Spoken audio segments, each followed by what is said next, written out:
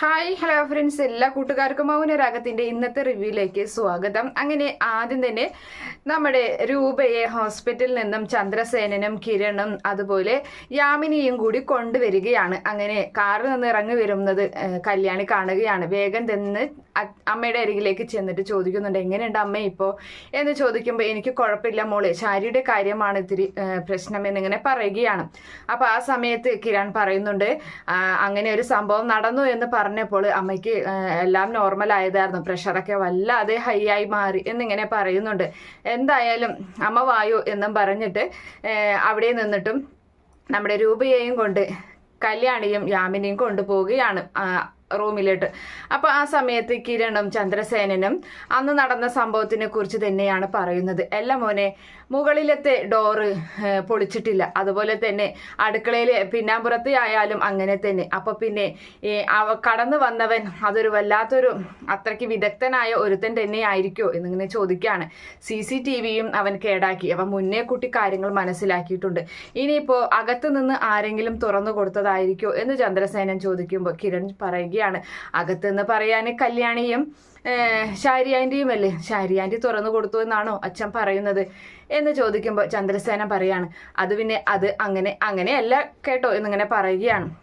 അപ്പോൾ പിന്നെ എന്താ അച്ഛൻ ഉദ്ദേശിക്കുന്നത്? അല്ല മോനെ, പറയാൻ പറ്റില്ല, അവളുടെ മനസ്സിൽ എന്തെങ്കിലും വൈരാഗ്യം നമ്മളോടുണ്ടെങ്കിലോ, കാരണം രാഹുലിനെ നമ്മൾ കൊന്നതാണെന്ന് അവൾക്കറിയാം. അതുകൊണ്ട് തന്നെ ആ ഒരു ദേഷ്യം അവൾക്കുണ്ടെങ്കിൽ പിന്നെ കല്യാണി മോൻ്റെ ജീവിതത്തിലേക്ക് വന്നതിന് ശേഷമാണ് അവൾക്കും രാഹുലിനും അവളുടെ മകൾ സരയുനുമൊക്കെ ഓരോ തിരിച്ചടികൾ തുടങ്ങിയത്. അപ്പോൾ അതിൻ്റെ ഒരു വൈരാഗ്യം ഉണ്ടെങ്കിലോ, കിട്ടിയ ചാൻസ് അവൾ മുതലെടുത്തതാണെങ്കിലോ എന്നിങ്ങനെ ചോദിക്കുകയാണ്. അപ്പോൾ കിരൺ പറയുന്നുണ്ട്, അത്രയ്ക്കൊന്നും ഞാൻ ചിന്തിക്കുന്നില്ല, അങ്ങനെ ചെയ്തിട്ടുണ്ടെങ്കിൽ അവർക്ക് തന്നെ അതിനുള്ള ശിക്ഷ കിട്ടിയില്ലേ അച്ഛ, അതിനെപ്പറ്റി ഞാൻ ചിന്തിക്കുന്നില്ല. എന്നാലും ഈ താര എന്തിനാ മോൾക്ക് ഇടയ്ക്കിടയ്ക്ക് മെസ്സേജ് അയക്കുന്നത്, സൂക്ഷിക്കണം മോളെ എന്ന് പറഞ്ഞിട്ട് എന്ന് ചന്ദ്രസേനൻ ചോദിക്കുമ്പോൾ, അത് തന്നെയാണ് അച്ഛാ എനിക്കും മനസ്സിലാകാത്തത്. എന്തായാലും കല്യാണിയോട് അവിടം വരെ ഒന്ന് പോകാൻ പറയണം. കല്യാണിക്ക് എന്തായാലും താര ആൻറ്റിയുടെ ആംഗ്യ ഭാഷ, അവൾ ആദ്യം സംസാരിക്കാത്തതല്ലായിരുന്നു. അപ്പോൾ ആൻറ്റിയുടെ ഭാഷ അവൾക്ക് പെട്ടെന്ന് പിടുത്തം കിട്ടും. അവൾ എന്തായാലും ചോദിച്ചു കഴിഞ്ഞാൽ ആൻറ്റി സത്യം പറയുമായിരിക്കും എന്നിങ്ങനെ പറയുകയാണ്.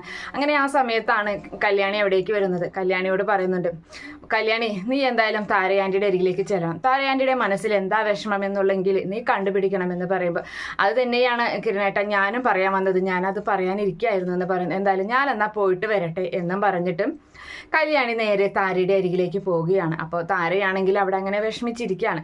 അങ്ങനെ കല്യാണി വന്നിട്ട് ആൻറ്റി എന്ന് വിളിക്കുകയാണ്. അങ്ങനെ താര വേഗം കല്യാണിയെ കാണുമ്പോൾ എഴുന്നേറ്റ് നിൽക്കുന്നുണ്ട്. ആ സമയത്ത് എന്ത് പറ്റി ആൻറ്റിക്ക് എന്താ സംഭവിച്ചത്? ആൻറ്റിയുടെ മുഖത്ത് വല്ലാതെ സങ്കടം വരുന്നുണ്ടല്ലോ, കരച്ചിലൊക്കെ വരുന്നുണ്ടല്ലോ എന്ന് പറയുമ്പോൾ, ഒന്നുമില്ല മോളെ എന്ന് പറയാണ്. ഒന്നുമില്ലാതെയാണോ ആൻറ്റിയുടെ മുഖത്ത് ഇത്ര വിഷമം? ഞങ്ങളോട് തുറന്ന് പറഞ്ഞൂടെ അല്ല എന്നിങ്ങനെ പറഞ്ഞു നിൽക്കുമ്പോൾ തന്നെ അവിടേക്ക് സരയു വരികയാണ്. അപ്പോൾ സരയുവിനെ കാണുമ്പോൾ സരയുവിനോട് കല്യാണി പറയാന്ന്, ഞാൻ ആൻറ്റിക്ക് എന്തോ വിഷമമുള്ളതുപോലെ തോന്നി, അതിനെക്കുറിച്ച് ചോദിക്കാൻ വന്നതാണ്. ആൻറ്റി എനിക്ക് മെസ്സേജ് ഇട്ടായിരുന്നു, സൂക്ഷിക്കണം മോളെ എന്ന് പറഞ്ഞിട്ട്. അപ്പോൾ അത് എന്തുകൊണ്ടാണ് അങ്ങനെ ഒരു മെസ്സേജ് ഇടാൻ കാരണം എന്ന് ചോദിക്കുമ്പോൾ സരയു പറയുന്നുണ്ട്, അത് പിന്നെ അന്ന് അവിടെ നടന്ന സംഭവങ്ങളൊക്കെ അമ്മ അറിഞ്ഞപ്പോൾ അമ്മയ്ക്ക് വിഷമായി, അപ്പോൾ അതുകൊണ്ടാണ് കല്യാണി അങ്ങനെ ഒരു മെസ്സേജ് ഇട്ടത് എന്ന് പറയണം. അല്ല ആൻറ്റിക്ക് എന്താ ഇത്ര വിഷമം?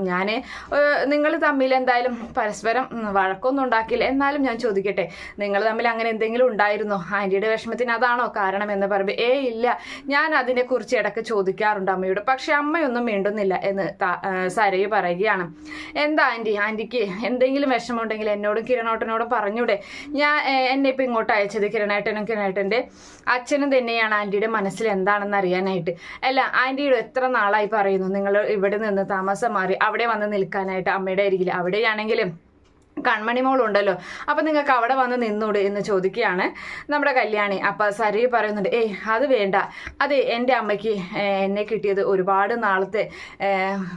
നാളുകൾക്ക് ശേഷമാണ്, അപ്പം അതുകൊണ്ട് ഞങ്ങൾക്കിടയിൽ വേറെ ആരും വേണ്ട എന്ന് വിചാരിച്ചിട്ടാണ് ഞങ്ങളിവിടെ ഒറ്റയ്ക്ക് താമസിക്കുന്നത്, അത് വേണ്ട കല്യാണി എന്ന് പറയുന്നുണ്ട്.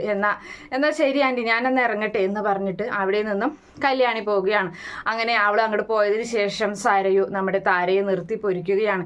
നിങ്ങൾ എന്താ അവൾക്ക് അവൾക്ക് മെസ്സേജ് അയച്ചില്ലേ? എന്തിനാ നിങ്ങൾ മെസ്സേജ് അയച്ചത്?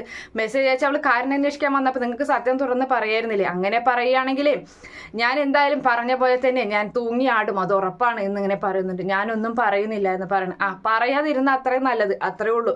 അതെ, നിങ്ങളെ ഞാൻ പറഞ്ഞല്ലോ, നിങ്ങൾ കുറേ നാളായി ശേഷമാണ് എന്നെ കിട്ടിയത്. അപ്പം മര്യാദയ്ക്ക് എന്നെ സ്നേഹിച്ച് എൻ്റെ ആഗ്രഹങ്ങൾക്കൊപ്പം നിൽക്കാൻ നോക്കിക്കോ, ഇല്ലെങ്കിലുണ്ടല്ലോ എൻ്റെ സ്വഭാവം മാറും. പിന്നെ തന്നെയല്ല, നിങ്ങൾക്ക് ജീവിതത്തിൽ ആകെ ഒരു ജീവിതമേ ഉള്ളൂ, അത് ഇഷ്ടപ്പെട്ടവൻ്റെ കൂടെ ജീവിക്കണം. അതാണ് എൻ്റെ ആ ഉറച്ചെറുക്കൻ എന്ന് പറയുന്ന കിരൺ. അവൻ്റെ കൂടെ ജീവിക്കാൻ വേണ്ടിയിട്ടാണ് ഞാൻ ഇത്രയും കഷ്ടപ്പെടുന്നത്.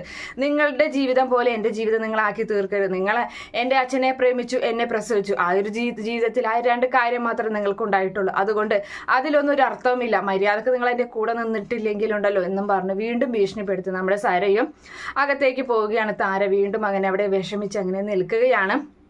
അങ്ങനെ അതിന് ശേഷമാണെങ്കിലും നമ്മുടെ പ്രകാശനെ കാണിക്കുകയാണ്. അങ്ങനെ പ്രകാശൻ ജയിലിൻ്റെ അകത്ത് പണികൾ ചെയ്തുകൊണ്ടിരിക്കുകയാണ്. അപ്പൊ തൊട്ടപ്പുറത്തായിട്ട് മനോഹറുമുണ്ട്. അങ്ങനെ മനോഹർ പ്രകാശിന്റെ അരികിലേക്ക് വരികയാണ്. എന്നിട്ട് പ്രകാശനോട് ചോദിക്കുന്നുണ്ട്, അങ്കിളിന് മക്കളെ കാണാൻ തോന്നുന്നില്ല എന്ന് ചോദിക്കുമ്പോൾ പിന്നെ ഉറപ്പായിട്ടും എന്ന് പറയുകയാണ്.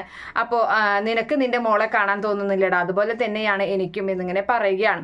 അപ്പോൾ ആ സമയത്ത് നമ്മുടെയൊക്കെ ഒരു അവസ്ഥ അല്ലേ, നമ്മളൊക്കെ ഇവിടേക്ക് വന്നതിന് ശേഷം പുറത്ത് ആരെങ്കിലും ഒക്കെ നമുക്ക് കാണാൻ അല്ലെങ്കിൽ കാത്തിരിക്കാൻ ആൾക്കാരുണ്ടെങ്കിലല്ലേ നമ്മുടെയൊക്കെ ജീവിതം നമുക്ക് സുന്ദരമായി ജീവിക്കാൻ പറ്റുള്ളൂ, ഇല്ലെങ്കിലൊക്കെ എന്തായാലും എന്നിങ്ങനെ പറയുകയാണ്. അപ്പോൾ പ്രകാശം പറയുന്നുണ്ട്, എടാ മോനെ, നമ്മുടെയൊക്കെ സാഹചര്യമാണ് ഒരു നിലയ്ക്ക് നമ്മൾ ഇങ്ങനെയൊക്കെ ആക്കിയത്. ഇപ്പോൾ നിന്നെ വളരെ ചെറുപ്പത്തിലെ നിന്നെ കാര്യങ്ങളൊക്കെ പറഞ്ഞ് തിരുത്താൻ ആളുണ്ടായിരുന്നെങ്കിൽ നീ ഇങ്ങനെയൊക്കെ ആവുമായിരുന്നു. അതുപോലെ തന്നെയാണ് ഞാൻ ജനിച്ചു വളർന്ന നാട്ടിലെ പെൺകുട്ടികളെയൊക്കെ വളരെ ശാപമായി കണ്ടിരുന്ന നാടാണ്. പെൺകുട്ടികളെ പ്രസവിക്കുന്ന അമ്മയെയും വെറുക്കണമെന്നാണ് ഞങ്ങളെ പഠിപ്പിച്ചത്. അതൊക്കെ തന്നെയാണ് ഞാനിങ്ങനെ ആയത് എന്നിങ്ങനെ പറയുന്നുണ്ട്. അപ്പോൾ വേഗം പണി കഴിക്കുക, അല്ലെങ്കിൽ ആ വാർഡൻ്റെ വായിലിരിക്കണ കേൾക്കേണ്ടി വരും എന്ന് പറഞ്ഞു നിൽക്കുമ്പോൾ തന്നെ വാർഡൻ അവിടേക്ക് വരികയാണ്. അപ്പോൾ വാടൻ വന്നിട്ട് പറയുന്നുണ്ട്, എടാ പ്രകാശ, നിന്റെ പെൺമക്കൾ നിന്നെ കാണാൻ വന്നിട്ടുണ്ട് എന്ന് പറയുമ്പോൾ പ്രകാശിന്റെ മുഖത്ത് വല്ലാത്ത ചിരി വരികയാണ്. അപ്പോൾ അവൻ്റെ ഒരു സന്തോഷം കണ്ടില്ലേ എന്നിങ്ങനെ പറയുകയാണ് വാർഡൻ. അങ്കിളെ അവരെ കാണാൻ പോകുമ്പോൾ കൺമണി മോളെ ഒന്ന് കൊണ്ടുവരണേ എന്ന് കല്യാണിനോട് ആവശ്യപ്പെടണേ എന്ന് പറയുമ്പോൾ അത് ഞാൻ ചെയ്തോളാം മോനെ, അത് നീ പറഞ്ഞില്ലെങ്കിലും ഞാനത് പറയും എന്നിങ്ങനെ പറഞ്ഞിട്ട് എന്നാൽ പോയിട്ട് വരാമെന്നും പറഞ്ഞ് നമ്മുടെ പ്രകാശൻ അവിടേക്ക് പോവുകയാണ്. അപ്പോൾ അവിടെ വന്നിട്ടുള്ളത് കാദംബരിയും കല്യാണിയുമാണ്. അപ്പോൾ ആ സമയത്ത് കല്യാണി പറയുന്നുണ്ട്, അച്ഛാ, ഞങ്ങൾ ഇവിടേക്ക് അച്ഛനെ കാണാൻ വരാത്തത് അച്ഛൻ ഈ ഒരു അവസ്ഥയിൽ കാണാൻ വയ്യാത്തത് കൊണ്ടാണ്, അല്ലാതെ വേറെ ഒന്നല്ല കേട്ടോ, എനിക്കറിയാം മക്കളെ എന്നിങ്ങനെ പ്രകാശം പറയുകയാണ്. അപ്പോൾ കാദംബരി പറയുന്നുണ്ട്, കാർത്തികേച്ചി വീട്ടിലോട്ട് പോയി, ദിലീപേട്ടൻ്റെ വീട്ടിലോട്ട്, അതാണ് കേട്ടോ വരാത്തതെന്ന് പറയുമ്പോൾ അത് സാരില്ല മക്കളെ, മക്കൾക്ക് സുഖല്ലേ എന്നിങ്ങനെ പറയാണ്. എന്തായാലും ഇനിയിപ്പോൾ മക്കൾക്ക് പേടിക്കാതെ ജീവിക്കാമല്ലോ. എന്തായാലും കിരണേട്ടൻ അച്ഛനെ ജാമ്യത്തിലെടുക്കേണ്ട കാര്യങ്ങളൊക്കെ നോക്കുന്നുണ്ട്. അടുത്ത കോടതി കൂടുതൽ ജാമ്യം കിട്ടുമെന്നാണ് കിരണേട്ടൻ പറയുന്നത്. പിന്നെ അച്ഛൻ കോടതിയിൽ ഞാൻ കൊന്നു എന്നൊന്നും പറയണ്ട കേട്ടോ, നവീൻ വക്കീൽ എന്താണോ പറഞ്ഞു തരുന്നത് അതുപോലെ പറഞ്ഞാൽ മതി കേട്ടോ എന്നിങ്ങനെ പറഞ്ഞു കൊടുക്കുകയാണ്. ശരി മക്കളെ, ഞാൻ അങ്ങനെ തന്നെ ചെയ്തോളാം, എൻ്റെ ആഗ്രഹം എന്നൊക്കെ പറഞ്ഞ് അങ്ങനെ അവർ സംസാരിച്ച് നിൽക്കുന്ന ഭാഗം കാണിച്ചിട്ട് ഇന്നത്തെ എപ്പിസോഡ് അവസാനിക്കുകയാണ്. ഈ റിവ്യൂ ഇഷ്ടപ്പെടുകയാണെങ്കിൽ ഈ ചാനൽ ഒന്ന് സബ്സ്ക്രൈബ് ചെയ്ത് സപ്പോർട്ട് ചെയ്യണേ. Okay friends, bye, thank U.